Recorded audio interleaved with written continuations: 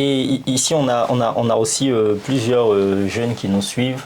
Voilà, et si la définition pardon, que vous avez donnée est une définition assez, on va dire, assez intellectuelle, assez, on va dire, assez robuste intellectuellement parlant, et si vous voulez donner une définition, par exemple, de manière, on va dire, dans le langage de tout le monde, ça serait quoi, en quelques mots, l'éducation? L'éducation, c'est... Je ne sais pas quel langage il faut donc utiliser ici pour donc, communiquer avec les autres. Mais je pense que dans ce que je vais donner déjà comme définition, chacun pourrait donc y trouver pour son compte. Je veux dire, quand on parle d'éducation par exemple, vous verrez que ça touche à presque tous les domaines de la vie. Et donc, il est vrai qu'il est vraiment difficile de dissocier l'éducation de l'institution scolaire. C'est en ce moment-là qu'on parle donc de l'éducation dans le domaine académique, pour dire qu'on va à l'école pour apprendre à lire, à écrire et à calculer. C'est ce qu'on nous a dit. Comme pour dire qu'effectivement au primaire, comme au collège, l'individu ne va pas pour être formé, il va pour apprendre les choses élémentaires.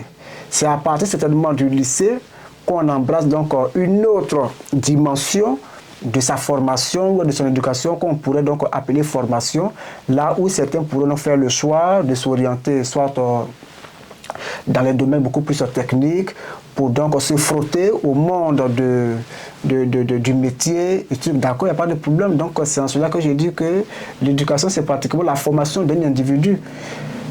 Quand on se tourne vers la société, vers les familles, vous verrez que c'est la somme des enseignements, des connaissances, des conseils, des instructions que les parents donnent aux enfants.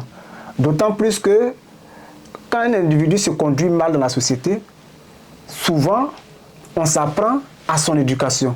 On est en train de lui dire, ce n'est pas ta faute, c'est la faute à ton éducation. Comme pour dire que ta famille a certainement failli dans les valeurs qu'elle devrait donc t'inculquer pour que tu sois en phase avec la société, du point de vue de ton attitude, de tes agissements, etc.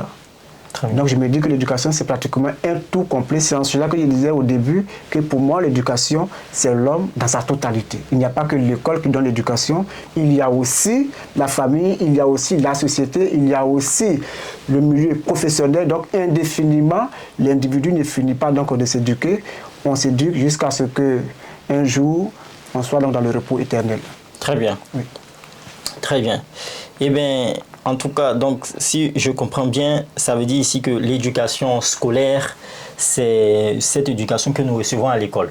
Ça veut dire que quand chaque jour nous partons dans les institutions comme l'école, comme l'université, comme les grandes écoles, etc. etc.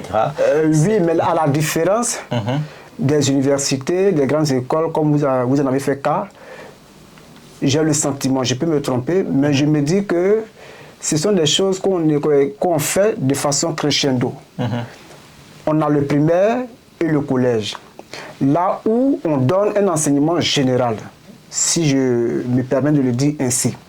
Ça veut dire qu'au primaire, l'individu ne peut pas nous dire, bien convaincre son prochain de ce qu'au primaire, il a été formé pour être un mécanicien, pour être un chauffeur, pour être un plombier, pour être un enseignant.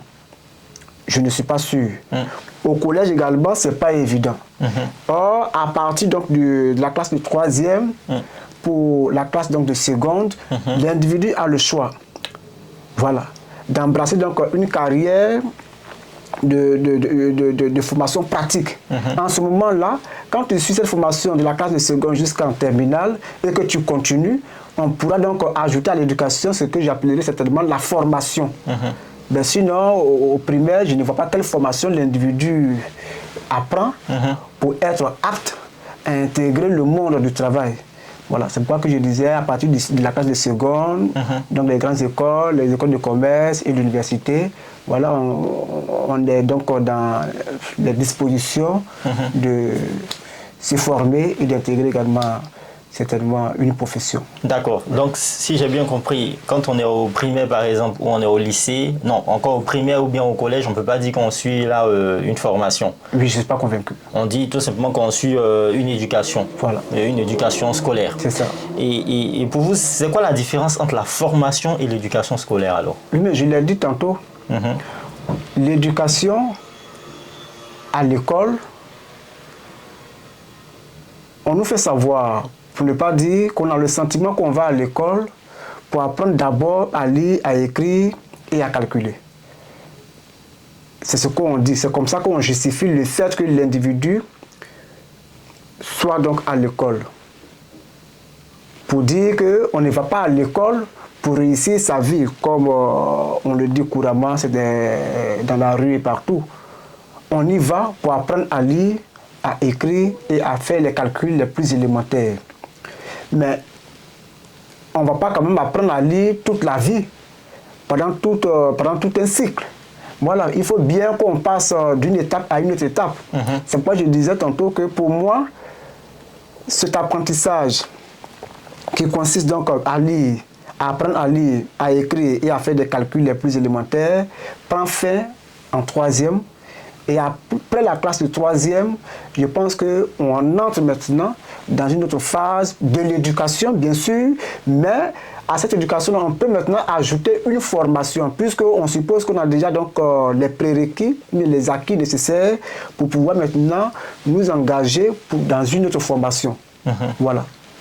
Comme on peut se limiter à la classe de troisième et puis devenir certainement un joueur, donc un footballeur, ce qui n'a rien à voir forcément. On n'a pas besoin d'un baccalauréat pour être un footballeur ou bien pour gérer son magasin, gérer son entreprise. Voilà, mais au moins à la base, il faut savoir lire, écrire et faire les calculs pour pouvoir également sortir des bancs de l'école et s'engager donc dans la vie active. Très bien. Oui. Alors, ici, quand on regarde un peu l'historique de l'éducation scolaire en Côte d'Ivoire, la première école a été créée à Ilima, voilà, je crois au XXe siècle par là. Et en fait, ici, il y a quelque chose qui nous interpelle. C'est que c'était les missionnaires catholiques, donc chrétiens, qui étaient venus installer les premières écoles et tout. Et aujourd'hui, quand nous regardons le niveau de l'éducation, c'est vrai, quand nos pères nous racontaient en fait ce qui se passait auparavant dans les écoles, on se rend compte que ce n'est plus pareil aujourd'hui. Voilà, donc qu'est-ce que vous pouvez dire sur ce point-là, sur l'évolution en fait de l'école, que ce soit ici ou bien même en Côte d'Ivoire? Je pense que naturellement, l'école suit un cycle. L'école est dans une dynamique, tout comme l'individu qui naît, qui grandit, qui vieillit et qui meurt. Voilà.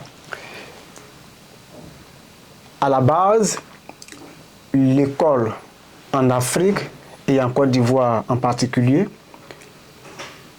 répondait à un besoin.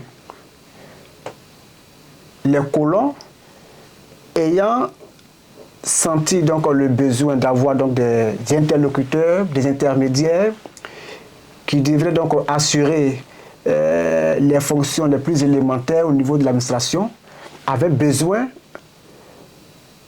de communiquer dans une langue avec des individus. Et donc ils ont jugé bon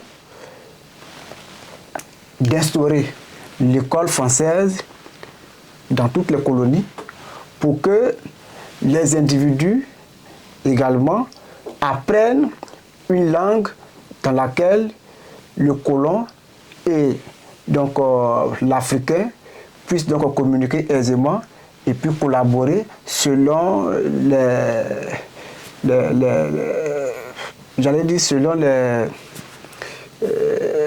intérêts des uns et des autres. Voilà, donc du coup, l'éducation, ou alors, oui, l'éducation sous l'ère de la colonisation n'est pas l'éducation après les indépendances, parce que les enjeux vont changer, les objectifs vont changer, les acteurs vont changer, et donc chacun vient et réoriente donc, ou alors repense la politique éducative en fonction des besoins du moment. Et donc, pour moi, il y a deux grandes phases. au niveau donc, de l'éducation en Côte d'Ivoire, par exemple, l'éducation sous l'ère de la colonisation et l'éducation après les indépendances. Sous l'ère de la colonisation, on retient qu'effectivement, les individus devraient être donc les collaborateurs du colon pour pouvoir faciliter donc les échanges, les entretiens entre eux et le reste donc des Africains. Et après les indépendances, les pays étant donc dirigés par les fils de ces pays-là, par des originaires, devraient donc repenser l'éducation de telle sorte qu'on puisse épouser les enjeux du monde, on puisse répondre véritablement aux enjeux du monde. Donc on ne devait pas donc se limiter à être des interlocuteurs des colons, puisqu'aujourd'hui on entre encore dans un autre rapport, de coloniser à un individu égal à l'autre. Donc il faut pousser beaucoup plus loin la politique, de telle sorte que l'individu part donc au-delà et occupe donc toute sa place dans la construction donc, de sa nation. D'accord.